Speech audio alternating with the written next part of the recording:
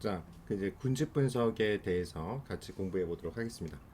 자, 군집 분석에 이번에 볼 거는 군집 분석의 개념하고요. 머신러닝 알고리즘, 그다음에 군집 분석의 개념을 이해하고 머신러닝 알고리즘은 어떻게 구현되는지, 그리고 이제 협업에서 어떻게 문제를 해결하는지 배워볼게요. 우리가 이제 군집 분석 클러스터라고 하죠. 군집을 그 애널리시스인데요.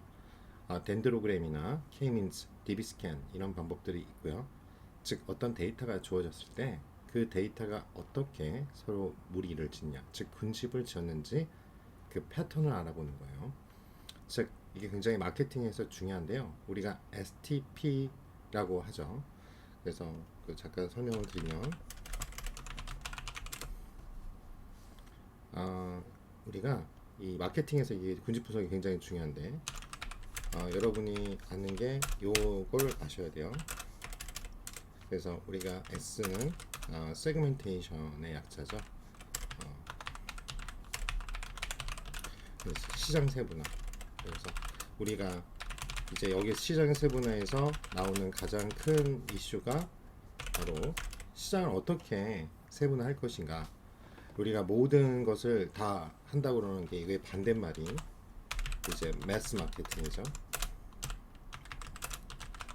마케팅에서 흔히 말하는 그냥 우리가 그냥 하나 제품으로 우리가 전부 다 공략한다. 이제 옛날이나 통했던 전략이 있죠. 48년도에 통했던 20세기 마케팅 기법입니다. 지금은 고객을 차별화해야 되고요. 그게 이제 CRM이고요. 커스터머 릴레이션 마케팅. 이 커스터머 릴레이션 CRM 하면 딱 생각나야 되는 게 고객을 차별한다는 거예요. 우리에게 이익을 주는 고객에게만 더 많은 혜택을 주겠다. 그리고 이 매스 마케팅은 이제 대중 마케팅인데 이제 이거는 옛날 방식이고 우리는 이 시장을 세우면서 우리에게 진짜 돈을 벌어주는 그러한 충성 고객들에 우리가 집중을 해야 된다. 그래서 그 시장을 세분화해야 되고요. 그 다음에 시장을 사기 위해서는 그 충성 고객들을 타겟으로 해야 되죠. 그러니까 그걸 타겟팅이라고 하죠. 그 T가 바로 이 팀입니다. STP 할 때 T고요. 즉 타겟 그룹, 즉 고객 그룹이죠. 층을 우리 나눈다. 그게 이제 예를 들어서 표현하면 뭐 10대냐, 20대냐, 30대냐, 이제 이런 연령으로 나눌 수가 있고 또 하나가 지역별로 또는 소득 수준. 그래서 우리가 이제 설문 같은 거 할 때 당신 귀하의 연소득은 어느 정도냐, 이게 굉장히 중요한 이유 중에 하나죠. 왜냐면 우리가 어떠한 니즈의 원칙가 있다고 해도 결국은 살 수 있는 능력, 가처분 소득이 있어야지만 그 사람이 하잖아요. 여러분 다 슈퍼카 사고 싶잖아요. 저도 사고 싶어요. 그렇지만 그거 자체가 또 사도 문제가 유지비죠. 그렇죠? 그렇게 되니까 그리고 실제로 여러분이 많이 알듯이 외제차 중에 이제 고급 외제차 너무 좋죠. 저도 얼마 전에 고민을 했어요. 좀 저렴하지만 그 외제차를 하나 살까? 근데 국산 고급차를 샀어요. 그 이유 중에 하나가 유지비뿐만 아니라 중고로 나중에 할 때 진짜 딱 여러분들이 한 달만 타면 배로 시작하는 거 있죠. 벤 이렇게 시작하는 거 있죠. 어, 예를 들어서 1억인데 바로 한 달만 타시면 5천만 원 돼요. 거의 대부분이 그러다 보니까 그 감가상각이 거의 뭐 심하게 된 거죠. 디스카운트들이. 그 다음에 그런 것까지 고려를 해야겠죠. 자, 그 다음에 우리가 해야 될 게 포지셔닝이에요. 포지셔닝, 그렇죠? 자, 그러니까 이게 포지셔닝은 결국 우리가 그 소비자의 마음속에 위치를 하는 거죠. 우리의 그 상품이나 서비스 위치 정보죠. 그 위상 정보라고 하죠. 그 다음에 이제 마케팅 M이 우리가 했던 마케팅 믹스예요. 그 중에 이제 마케팅 믹스가 우리가 흔히 말하는 뽀피죠. 자, 왜 갑자기 마케팅 수업을 하고 있나? 바로 이때 이 군집 분석이 여기 보시죠. 마케팅 목적에 따라 군집을 나눠야 되잖아요. 결국 여기에 들어갑니다. ST에 세분화하고요. 이게 뭐가 들어가냐? 세분화, 고객 세분화하고요. 그 T를 나누는 게 바로 이 군집 분석이에요. 우리가 군집 분석을 통해서 몰라요. 뭐냐면 타겟이 없어요. 그렇죠? 그래서 군집 분석은 비지도 학습입니다. 그렇죠? 몰라요. Y 값을 모른다는 거죠. Y 값을 몰라요. 이 Y 값은 참값이죠. 이 참값을 그러니까 우리가 이쪽 영어로 그라운드 트루스라고 합니다. 알았죠? 이 용어 잘 기억하시고요. 이 참값을 모르기 때문에 우리가 묶어주는 거예요. 근데 이제 보통은 묶을 때 뭐로 묶으냐? 거리를 기준으로 많이 묶습니다. 거리를 많이 쓰죠. 이 군집과 이 한 포인트 점과 x라는 포인트 점, 포인트 x하고 이 포인트 뭐 x2라고 해야겠네. x1하고 x2의 이 거리. 그래서 가장 많이 쓰는 게 유클리디안 거리죠. 그래서 유클리디안 거리가 우리가 흔히 말하는 피타고라스 정리에 의해서 만들어진 그 빗변을 구하는 그걸 생각을 하시면 돼요.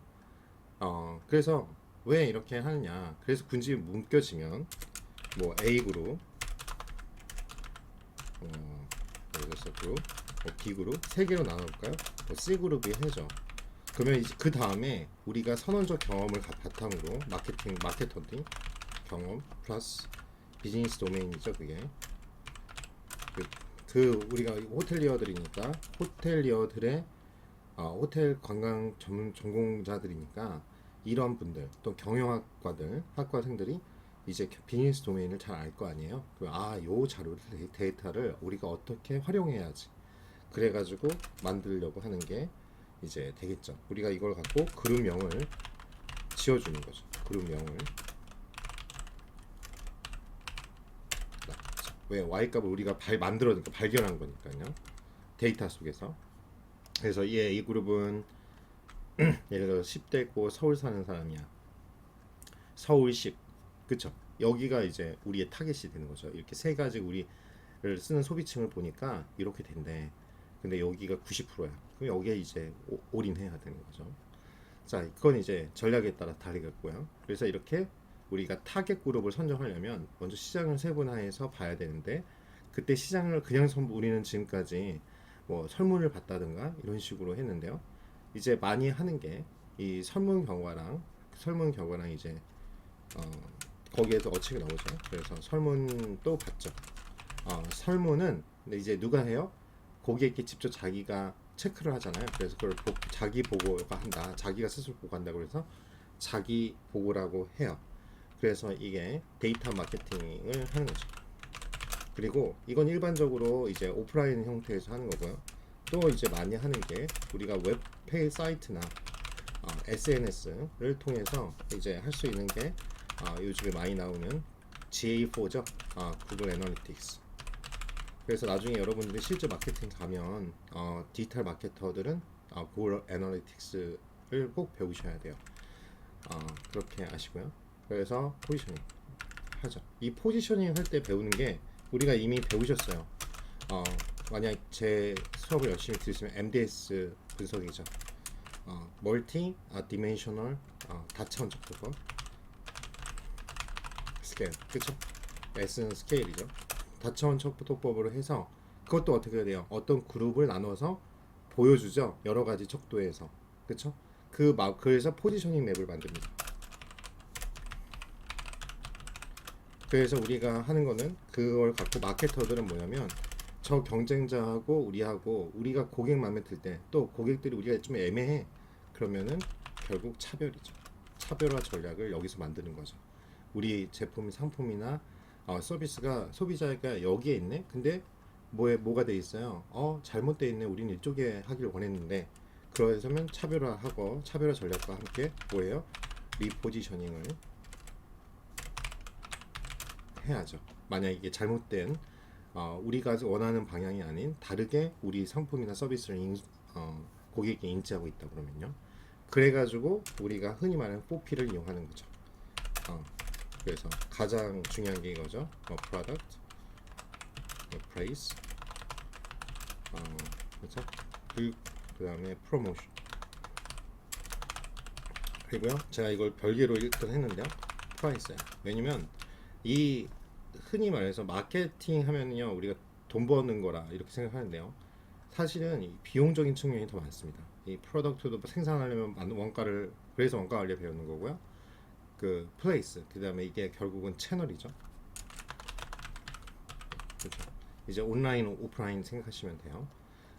특히 호텔은 플레이스가 중요하긴 하지만 이게 이제 재고가 없다 보니까, 왜냐면 한 군데 예를 들어서 서울시 상암동에 있다, 아니면 서울시 강남구에 있다, 그러면 고객이 찾아와야 돼요. 그래서 마케팅 종류에서도 무슨 마케팅밖에 못하냐면 풀 마케팅밖에 못합니다. 뭐냐면 손님이, 우리 손님 즉 타겟이 직접 찾아봐야 돼. 찾아봐야 돼. 그러니까 우리가 푸시 마케팅이 있고 풀 마케팅이 있는데 풀 마케팅을 해야 된다는 거죠. 고객이, 우리가 푸시 마케팅은 재고를 밀어내기, 그러니까 어디 해가지고 프로모션 해가지고 20% 할인권 주고 우리가 흔히 마트에서 살 수 있는 물건들이죠. 근데 풀 마케팅은 손님들이 직접 우리가 뭔지 검색해서 찾아보고 가장 보고 고객 뭐 의견도 보고, 그래서 우리는 그게 풀 마케팅이에요. 그래서 손님이 타겟이 찾아와야 되는 이 마케팅밖에 못하는 한계가 있어요. 그렇죠? 그래서 TV 광고를 안 하는 거야. 저도 옛날에 왜 TV 광고를 안 하지? 하는 것도 있죠. 해외에다가 해요. 해외 손님들에게 이제 할 때는. 근데 대부분 여러분 또 호텔이나 관광지 선전 보면 이미지 광고가 대부분입니다. 왜냐면 불특정 다수에다 하기 때문에 결국은 이미지 광고를 하게 되고요. 가장 직접적으로 소비자들에게 가는 채널이 요즘에는 뭐 여러분 다 아는 유튜브나 페이스북이나 인스타그램, 그렇죠? 이제 그러한 SNS 마케팅을 많이 하는 거죠. 왜? 정확하게 그들은 어떻게 돼요? 우리 홈페이지나 웹사이트나 SNS나, 그렇죠? 어디에 머물러요. 와서 글을 보고요, 동영상을 소비합니다. 자, 그래서 중요한 거예요. 이해되시죠? 그걸 소비하니까, 왜냐면 로그 기록이 남아요. 얼마나 있었는지. 그러니까 직접적인 타겟팅 마켓이 됩니다. 그래서 우리가 유튜브 광고나 요즘에 인스타 광고가 굉장히 각광을 받는 거예요. 정확한 소비자 그룹을, 우리 소비자 그룹을 알 수가 있어요. 즉 광고비를 흔히 말해서 불태운다고 그러는데, 불태웠을 때 얼마만큼 매출이 그대로 직결되는지를 실시간으로 볼 수가 있어요. 그래서 이제 가능한 거였고요. 참고로 여러분 이제 3, 4학년들이 많으니까 이러한 마케터를 디지털 마케팅이라고 하고, 거기에 일하시는 분들은 디지털 마케터예요. 자, 이거보다 더 상위가 바로 데이터 마케터입니다. 연봉 자체가 틀려요. 보통 특히 미국 기준으로 하면은 거의 더블업입니다. 예를 들어서 여기가 4만 불이라고 하면요, 여기 7, 8만 불이에요. 데이터 마케터가 바로 통계 기반이에요. 바로 여러분이다. 데이터 마이닝 하고요. 그 다음에 머신러닝까지 할 줄 아는 분들이 데이터 마케터예요. 그리고 여기서 더 나아간 게 데이터 사이언스입니다. 데이터 과학자죠. 흔히 말하는 이 데이터 과학자는 이제 딥러닝까지 할 수 있어. 모델링을 만들고 뭔가를 상품, 예를 들어서 은행 같은 데 갔을 때 그들이 이제 은행 상품, 퀀트라고 하는데요. 그거 옛날에 통계를 기반으로 어떤 상품을, 은행 상품을 만들다거나 수익률을 계산한다든가 주식 같은 거 할 때 우리가 증권시장 할 때 적정하게 뭔가를 만든다든가 이런 것들을 하는 사람들이 이제 있는데, 그 석사 이상 위주로 꽂죠. 그래서 데이터 사이언스라고 해요. 그 데이터 사이언스가 보통 1억 정도 초 완방한다. 미국 기준으로고요. 우리나라도 한 6천, 7천 초봉이 그 정도 된다고 보시면 되죠. 그 다음에 이제 우리가 아는 인공지능 개발자, 여기 개발자죠. 이제 여기는 공학도예요. 그래서 여러분들이 이제 요것이 지금 현재는 저희 학부 수준에서는 요게 목적이고요. 여러분이 만약 빅데이터 MBA나 뭐 그쪽으로 간다 그러면 요거를 가는 거죠. 여기를 가는데 거의 대부분이 이 딥러닝까지 가는 경우가 만만 봐요. 그리고 이제 심화된 과정을 또 있긴 있는데요. 그런 데는 좀 굉장히 비싸고요. 그리고 이제 개발자 과정, 이제 공학도, 이제 여기가 인공지능 대학원 하고 좀 연관이 있죠. 여기가 인공지능 대학원이 요 사이라고 보시면 돼요. 근데 개발자는 이제 다 1억이 넘죠, 연봉이. 그럴 수밖에 없는 게 공부량이 엄청나요. 그러니까 참고로 이렇게 된다 생각하시면 전반적으로 될 것 같아요. 제가 잠깐 정리를 해드렸고요. 그래서 그 마케팅에 그만큼 많이 쓰니까 군집 분석이 거리 개념에 대해서 우리가 정의를 해야 되는데, 방법의 구치화예요. 우리가 이제 아이들 교실 상황에서 비슷한 아이들이 있고요. 성격이 다른 아이들이 있어요. 그러면 성격이 다 가까운 비슷한 아이들 가까운 거리에 놓을 수 있고요. 성격이 다른 아이들은 먼 거리에 놓을 수 있죠. 그걸 속성 정보가 있는데요. 그 속성이 거리를 갖고 있으면 그거를 우리가 수치화를 해야 돼요. 그러면 어떻게 하냐? 가까운 것끼리 우리가 군집을 형성할 수 있겠죠. 그 중에 이제 우리가 이제 뭐 다는 아니지만 점수로 성적으로 만약 한다 그러면 이제 대표적인 게 구형수 과잖아요. 그러면 그런 걸 갖고 학업 집중도나 뭐 이런 속성들을 가지고 하고요. 학생 번호는 뭐 속성이 될 수가 없겠죠. 어떤 속성을 우리가 정의하고요. 그 어트리뷰트를 이용해서 거리를 구할 수 있겠죠. 그래서 우리가 거리 행렬이라는 거를 공부를 간단히 했는데 k개의 변수가 있다 그러면은 어떤 x라는 집합이 x1부터 xk라고 우리가 집합을 정리할 때 그 거리를 나타내는 행렬을 거리 행렬이라고 하고, 즉 i라는 관측치와 j라는 관측치의 그 distance 거리의 집합을 우리가 행렬로 나타낼 수 있어요. 그래서 종류가 덴드로그램, 이게 이제 계층적 군집 분석이라는 방법이 있네요. 계층으로 나눠지는 방법이 있고요. 가장 이제 기초적인 통계에서 많이 썼던 거고, 그다음에 비지도 학습인 방법, 비계층적 구조인 게 K민즈와 밀도를 바탕으로 하는 최근 발달한 DB 스캔이 있습니다. 자, 두 점 사이의 거리를 계산하는 방법이에요. 그 중에 많이 쓰는 게요. 최단 연결법, 최장 연결법, 평균 연결법이고, 이것들은 이제 ADSP에도 많이 나오는 내용이고요. 빅데이터 기사에는 무조건 나온다 보시면 돼요. 그래서 최단 싱글 링키지라는 건요. 어떤 데이터 A가 있고요. 어떤 데이터 한 점에서 어떤 군집과의 거리예요. 그래서 데이터 B와 군집 C와의 거리 중에서 최소값을 찾는 거죠. 그러니까 어떤 데이터가 있는데 군집 A가 C와 군집 C하고 거리, 데이터 어떤 다른 데이터 B가 있는데 거기하고 C하고의 거리, 그 중에 최소값을 찾는다 이렇게 보시면 되고요. 최장이라는 게 뭐 벌써 여기 영어로보다 한국말은 영어 더 쉬운데 최장 제일 건거리, 왜 그러냐면 다 커버한다 이거죠. complete linkage예요. 데이터 어떤 A가 있고 군집 C와의 거리고요. 데이터 B와 군집 C와의 거리 중에 최대값을 선택합니다. 자, 평균 연결법은요. 군집 A, B가 있는 모든 데이터와 군집 C의 모든 데이터 거리의 합을 여기다 위에다가 구하고요. 그거를 군집 A, B의 크기와 군집 C의 크기를 곱해준 거를 나눠줍니다. 자, 중심 연결법이라는 건요. 이렇게 지금 나타나는데요. A, B가 있고 C가 있어요. 그러면 군집 A, B하고요. 군집 C하고 중심 간의 거리.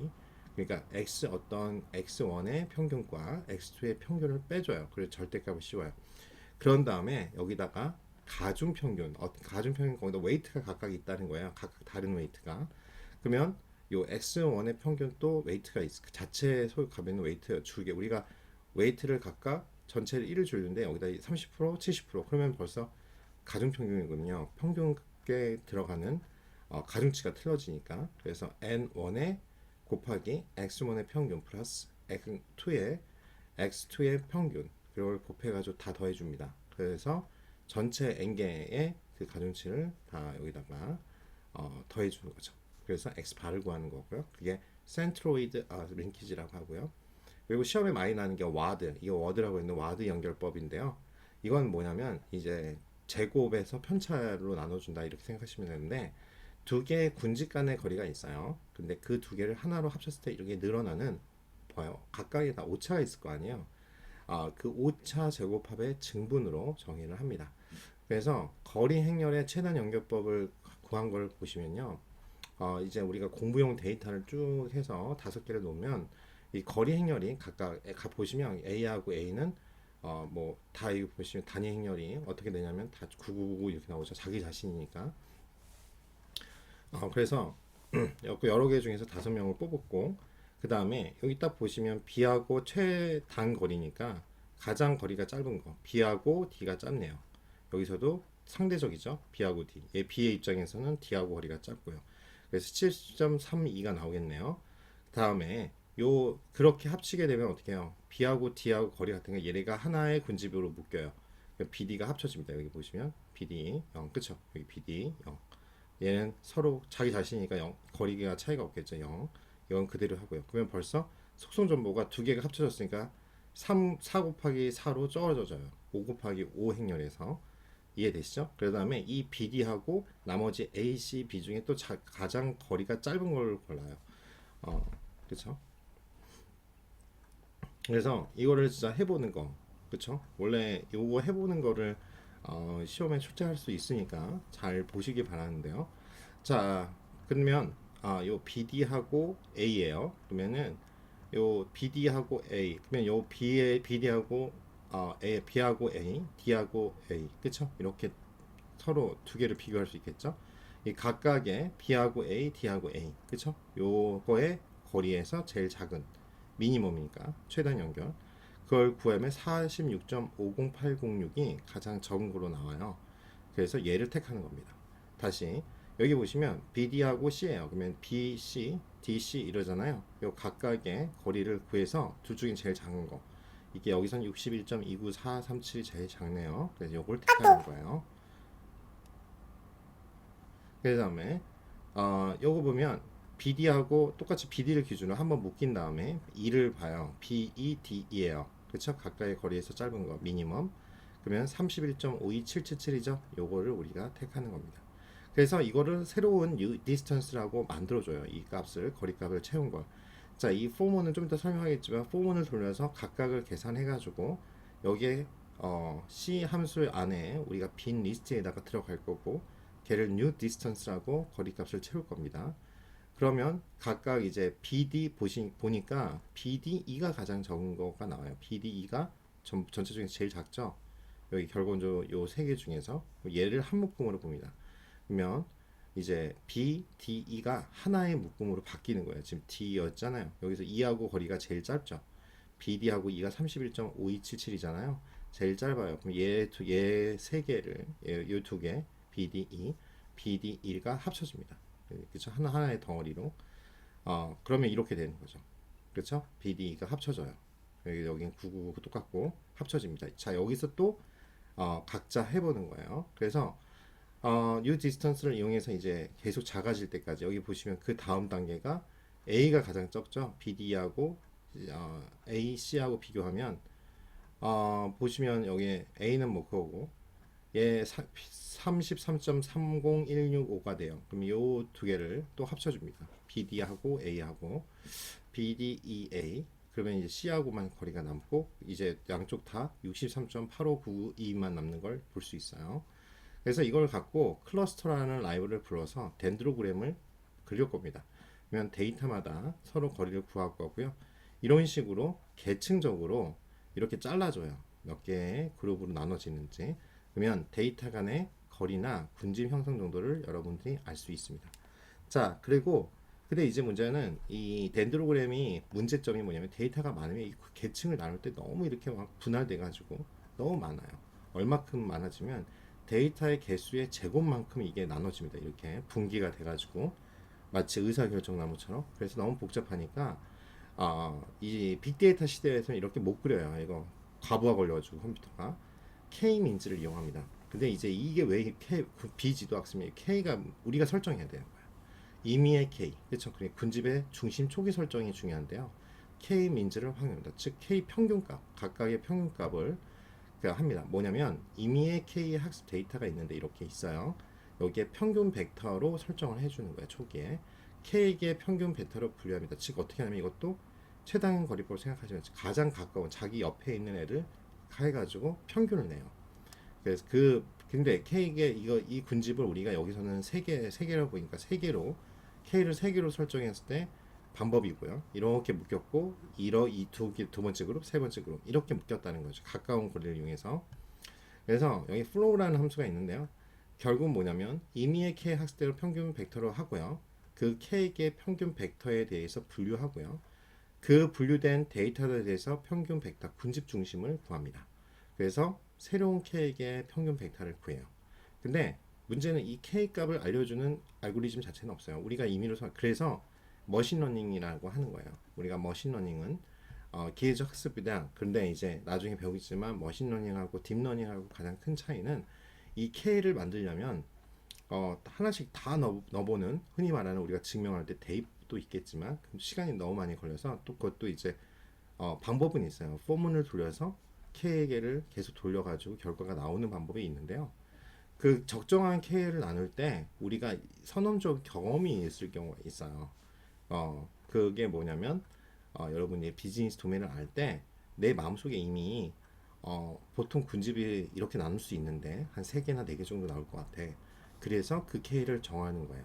보통. 그래서 사전적 지식이 좀 되게 중요하다. 이렇게 볼 수 있고요. 그래서 이 분류된 데이터들에 대해서 평균 벡터, 군집의 중심을 구하고요.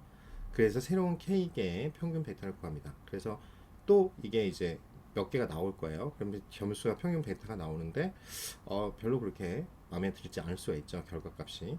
그래서 이거를 2번은 다시 여기 벡터 구하고 다시 K개 평균 벡터에 분류하고 그 다음에 또 3번 요걸 또 하고 그런 다음에 K 평균 벡터가 이제 더 이상 변동이 없을 때까지 계속 반복을 해요. 2번, 3번. 그 K-민즈의 활용이란 뭐냐면 이 K의 평균 벡터로부터 해당 군집에 이게 중요해요. 분산이 최소가 되는 군집을 봅니다. 그래서 우리가 비용 코스트 펑션이라고 하기도 하고 목적 함수라고도 말을 하는데요. 결국은 중요한 건 뭐냐면 항상 우리 꼭 기억해야 되는 게요. 우리가 아까 그라운드 트러스라는 말을 했어요. 머신러닝이나 딥러닝이나 다 똑같습니다. 뭐냐면 우리가 Y라는 게 그라운드 트러스로 할게요.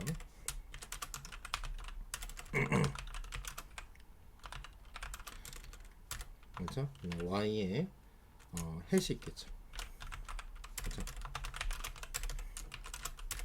자, 이거는 여러분들 뭐 화면 보면서 정리하라고 하는 거예요. 제가 이거는 뭐 어차피 메모장이니까 따로 드리지 않으니까 잘 들으시고 뭐 여기서 시험을 낼 수도 있고 그렇죠? 근데 뭐 이게 그 시험을 보시는 분들이 있잖아요. 혹시라도 그러면 이제 시험에 나올 수 있으니까 잘 들으시고요. Y 해시라는 거 우리가 예측치입니다. 프레딕션 한 거죠. 그렇죠? 그래서 우리는 원하는 건 이제 실제값 Y 값 하고요. Y랑 해시 똑같으면 좋겠는데 우리의 예측이 다 맞으면 우리가 뭐 로또가 뭐가 나올지 않으면 여러분 왜 그냥 대학은 그냥 졸업장만 필요한 거지 뭐 그쵸? 내가 로또로 뭐한 1년에 두 번만 당첨된다고 해도 그쵸? 뭐 굳이 직장 다닐 필요 있겠나요? 근데 그런 수 없으니까 열심히 공부하는 거죠. 우리는 미래를 몰라요. 그래서 결국은 우리의 y 햇은 추정치일 뿐이잖아요. 근데 그 추정치가 이 y에 가깝기로 좋은 거죠. 왜 요즘에 딥러닝이 각광을 받냐? 딥러닝을 돌리면 보통 97%는 기본적으로 나와요 요즘에. 그러니까 오차율이 거의 적으니까 사람들이 딥러닝을 공부하려고 하고 하는 거랑 똑같아요. 그렇죠. 요 y하고 y 마이너스 n 그렇죠. 요거를 우리가 오차라고 하는데 또는 이제 회계에서는 잔차라고 하는데 이 오차를 뭐 하는 거예요? 최소화하는 게 중요해요. 그 이 오차 값을 우리가 뭐라고 그러냐면은 코스트라고 하는 거예요. 그렇죠? 그래서 그 코스트를 만드는 펑션이 여러 개가 있죠. 함수가. 그때 그 비용을 줄이겠다 이거예요. 비용은 결국 우리가 손해를 보는 거니까. 그러면 우리 목적 함수 JMK라고 K개를 구하는 게 목적이니까 뭐냐면 그 K에서 어떤 각각 여기서는 이제 평균 X 값에 우리가 찍은 값 있죠? 그 거리 벡터 거리라고 해요. 그 MK에서 그 X만큼을 차이죠. 그걸 절대값을 씌운 거를 제곱해서 다 더한 거. 그걸 X만큼 또 합을 더해야 되고 이 K만큼 또 구해야겠죠. 그래서 요 공식이 나옵니다. 그 결국 이 비용 함수가 최소가 되어야 돼요. 그래서 MK가 K번째 군집 평균의 벡터, 군집의 중심이다 이거죠. 그래서 잘 기억하시고 모든 점들과 어떤 평균 벡터 사이의 거리가 최소가 되는 평균 벡터를 찾는 겁니다. 즉 그래서 이렇게 결과값이 나올 거예요. 각각의. 즉 이 빨간색에 우리가 가상으로 프레딕션을 하면 이 가상의 점을 시작으로 중심점이 계속 움직여져요. 왜?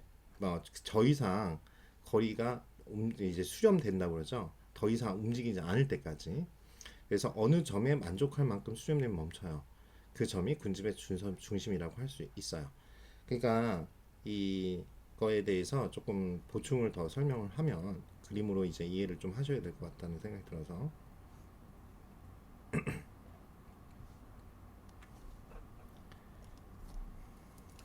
자 예를 들어서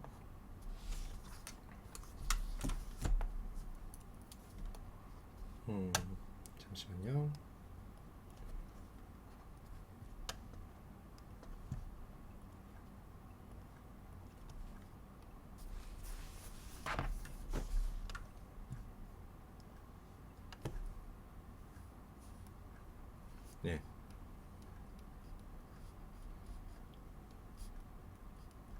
여러 개의 점을 좀 찍어 볼게요.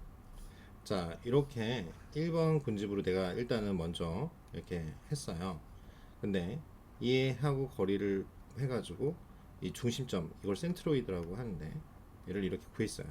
근데 그 다음에 요하고, 그렇죠, 요거하고 이렇게 거리를 보니까 이제 평균이 이동을 해야겠죠. 이런 식으로 이동한다는 뜻이에요. 이렇게 이쪽으로 이제 옮기겠죠. 요 군집 하나 묶었는데 얘하고의 차이니까 또 군집이 이렇게 또 바뀌면 또 평균값이 좀 지워야겠네요. 평균값이 또 이쪽으로 바뀌겠죠. 여기에서, 그렇죠? 이쪽으로 바뀔 거예요.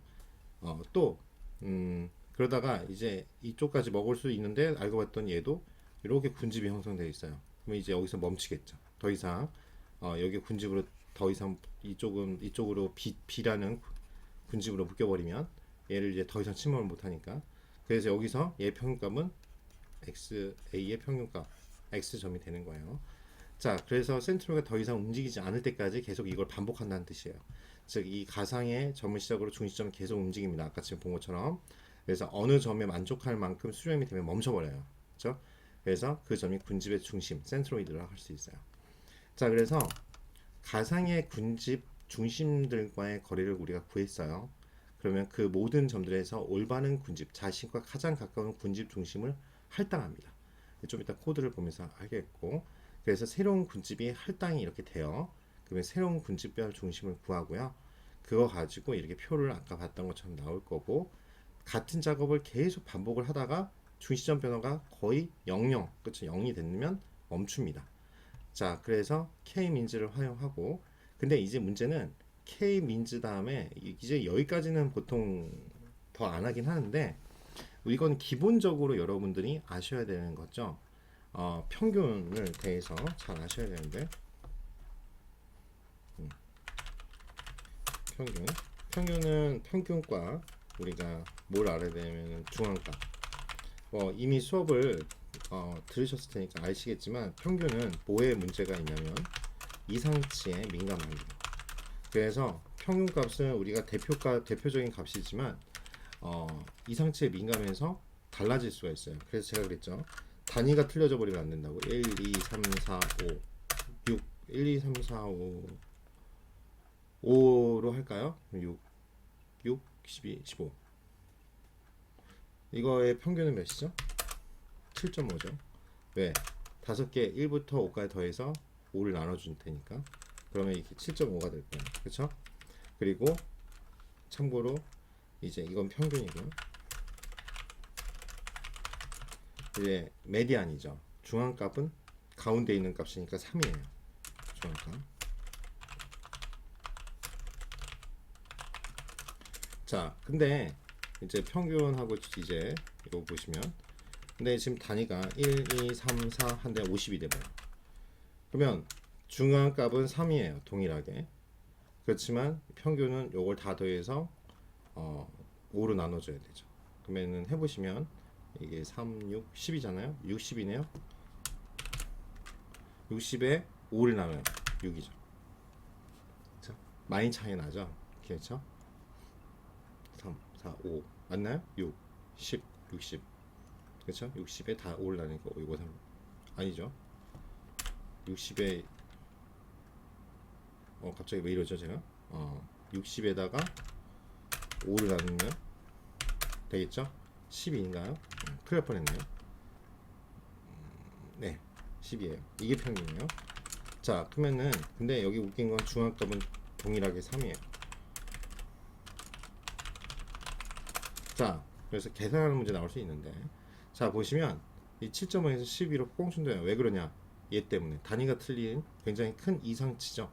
여기서 우리를 50은 이상치라고 할 수 있는 거죠. 요거에 영향을 많이 받아요. 그래서 이 민즈를 활용하다가 중간값을 이용해서 평균 벡터를 구하는 그 노이즈에 민감하지 않겠죠. 그래서 K-민즈 군집에서 조금 변형을 해가지고 이 메디안을 쓸 수가 있겠고요.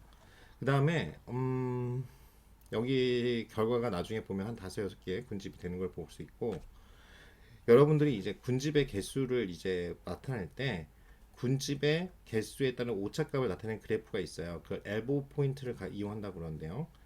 이제 여기 보시면 within group sum of their squares 그렇게 나오죠. 그리고 여기 number of cluster 그러니까 어떤 적정한 클러스터를 구하는 건데요. 여기 보시면 이렇게 내려갔다가 그렇죠, 차이가 없다는 거죠. 그리고 이렇게 오차가 제일 적은 거 그러면 6개 아니면 10이 제일 적은 걸로 나오고 이렇게 올라간 걸 엘보우 포인트라고 해요. 엘보우를 보면 이렇게 우리가 뭐 아령 들을 때 그 표정 있죠. 이렇게 아령 드는 표정. 그래서 이렇게 내려간다고 그래서 엘보우 포인트라고 하고요. 그 다음에 우리가 하나 더 알아야 되는 게요. 이 density, D가 density 약자인데요. 이제 이 뭐냐면 스캔한다고 그러죠. 우리가 이렇게 돌아가면서 이제 스캔하면 어떻게 해요? 복사지 대신 쭉 하면서 이제 중요한 것들을 우리가 인식을 해서 추령이 되잖아요. 그런 것처럼 이거는 뭐냐면 밀도 함수, 즉 정규 분포를 이용하는 거예요. 밀도 같은 밀도끼리 밀도에 근거해 가지고 이제 군집을 만들어 주는 거예요. 그래서 얘하고 얘하고 같은 밀도다. 그러면은 우리는 같은 군집이야. 이런 식으로 묶어 주는 거예요. 그러면 이 노이즈에 K민즈는 영향을 받으니까 그 기존에 나왔던 대표적인 기법이 문제가 있어서 보완이 필요해. 보완이 필요할 때 이제 이런 새로운 기법들이 나오는데요. 얘 파이썬으로는 되게 간단하게 나와요. 근데 이제 저희 R로서도 괜찮게 나오는데 뭐 통계를 위해서 어차피 나온 거니까 이 중요한 건 뭐냐면 DB 스캔 노이즈에 민감하지 않아요. 그게 가장 이런 노이즈도 있어도 민감하지 않고 잘 웃깁니다. 그리고 더욱더 좋은 건 뭐냐면 우리가 K계를 할 필요 없어요. 지가 알아서 뭐예요? 같은 밀도를 가진 애들끼리를 찾아줘요. 그 뭐냐? 데이터의 밀도를 이용해서 군집을 한다. 그러면 그 말이 뭐냐면 이 엡실론이라고 하는 내용인데요. 좀 복잡해요. 여기다 수학이 들어가서. 근데 여러분들이 그 개념만 잘 아시면 되는데 요 전체가 뭐 있고 여기 두 개는 떨어져 있죠. 얘를 노이즈라고 하고요. 얘네들은 이제 군집이 묶였죠. 뭐냐면 요걸 갖고 각각의 반경 정보는 엡실론, 어쩜 이 소자라는 뜻인데 이 엡실론을 구하는 겁니다. 뭐냐면 한 데이터부터 요렇게 자기의 어떤 반경을 정해줘요. 얘가 밀도를 보고 전체 데이터 분포를 보고 정해줍니다. 그 엡실론, 그쵸? 그 반경 엡실론 원 안에 포함된 데이터의 우리가 벡터를 여기에 한 점에서의 객체다. 그래서 이 반경을 점 객체라 하고 이걸 이웃 벡터, 이걸 이렇게 가까이 있는 것들을 이웃 벡터라 하고요. 그래서 어떤 거냐면 얘 같이 중요한 벡터, 이 각각 점들마다 다 엡실론까지, 그러니까 반경에 원을 그릴 수 있는 엡실론이 있는데, 그래서 여기도 한 크게 세 개 구했죠. 요 세 개의 가운데 있는 것들, 이런 걸 핵심 벡터라고 해요. n개 이상의, 그러니까 뭐 한 두세 개 이상을 만들 수 있는 거죠. 이거 갖고 한 점에서 그 이웃 벡터, 이웃끼리 서로 해가지고 우리 같은 팀 이렇게 헤쳐 모여 했을 때 이렇게 모일 수 있는 같은 밀도를 가지고 있는 그 엡실론을 기준으로 그 이웃 벡터를 갖는 데이터 벡터를 우리가 핵심 벡터라고 합니다. 그리고 이제 접근이 가능하냐 이런 말이 있는데요. density reachable이라고 하죠. 이 밀도. 그래서 우리가 P와 어떤 벡터 P와 Q가 있는데 직접 우리가 접근이 가능하다. 그러면 P, 그 P1, P2, 그래서 거의 Q까지의 관계가 있으면 이거를 어찌든 Q는 이 P에서 어떤 단계를 거쳐서 Q까지 갈 수 있죠. 이게 우리가 이제 수학에서 배운 명제죠. P는 Q이다. 그렇죠. 이렇게 표현을 할 수 있는 거예요. 그 다음에 연결되어 있냐, density connected라고 하죠. 그러면 어떤 데이터 벡터 P와 Q가 접근 가능해, 이게 전제가 돼야 돼요. 그럼 데이터 벡터 R이 존재하면 그 안에 이 Q에 접근하는 P와 Q에 R은 P고 R은 Q예요. 근데 P와 Q가 연결되어 있다면 서로 같다. 서로 연결되어 있다. 그렇죠. 같다는 게 아니라 연결되어 있다. P와 Q는. 그 다음에 직접 접근 가능이냐, directly density reachable이냐. 어떤 핵심 벡터, 이 중요한 핵심 벡터 세 개 보이죠? 세 개의 군집으로 나눠졌어요. P와 Q에 P와 핵심 벡터 P가 각각 있어요. 이거 P라고 할까요? 그러면 그 P의 한 이웃 벡터 Q, 그렇죠? 각각 이웃 벡터 Q하고 관계로서 P에서 Q로 직접 가능하다, 접근이 가능하다 우리가 말해요. 자, 그러면 DB 스캔을 우리가 활용할 때인데 각각의 한 핵심 벡터 P에서부터 접근 가능한 모든 그 벡터들의 집합을 클러스터라고 하고요.